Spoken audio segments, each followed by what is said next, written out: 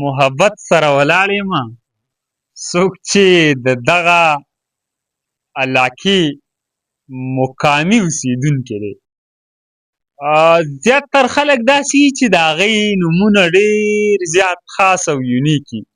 په هغې کې زمونږ دغه رور هم دی ملګرو، محبت نوم یې دی. لو واه مینه ډېر زیات یونیک نیم دی. زما په خیال چې د ډېرو کمو خلکو به دغه نوم وي محبت. ملګري دا نوم درته دومره ښکلی چا ایښی دی؟ بس نیکو یې ښه دی. نیکه ورته محبت نوم ایښی دی.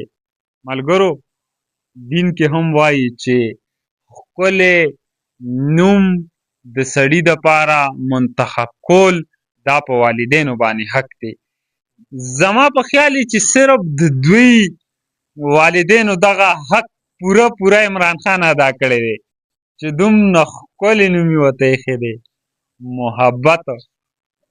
یقینا ملګرو څوک چې دغه محبت سره میلاو شي نو ورسره یې محبت کیږي.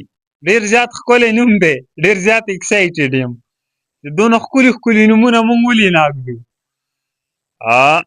محبت بھائی ستاسو کلی وطن خو زمونږ هم دی خو ستاسو کلی دی ډېر زیات ښکلی دی، ډېر سپیشل دی. که موږ په ګرمۍ سیزن کې وګورو یخ دی، دغه یخنۍ وینټر سیزن کې وګورو هم ښکلی دی. سنوپال پکې کیږي ملګرو.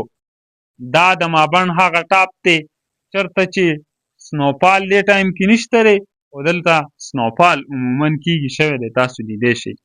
څه ویل غواړئ د مابڼ او د دغه وطن حوالې سره؟ خلک راځي ټورسټ سیلانیان دې طرف ته رخ کوي؟ ډېر زیات راځي، لکه چکر مکر دې ځایونو ته ټول راځي. ډېر زیات. خو څه ګیله کوي؟ ګیله خو بس دې ځای ته ګاډي نه راځي، لکه روډ نشته، بجلی نشته، لکه ډېر دغه نشته. دا ډېر ښکلی ګل وطن دی خو که دلته چېرته کې زمونږ صاحب اقتدار خلکو لږه توجه ورکړه، یو لږې روپۍ پرې ولګولې نو خلک زما په خیال بیا سویزرلینډ کې څه ګوري، انګلینډ او د دنیا چې کوم د ټوریزم حوالې سره یاد ملکونه دي هلته کې څه ګوري. دا وګوره دا څونه ښکلا ده عمرانه، دا سړی په الفاظو کې نشي بیانولی. خو بیا دا خبره کوم موږ راتلو دونه د غر سر ته راوختو او د محبت سره میلاو شو.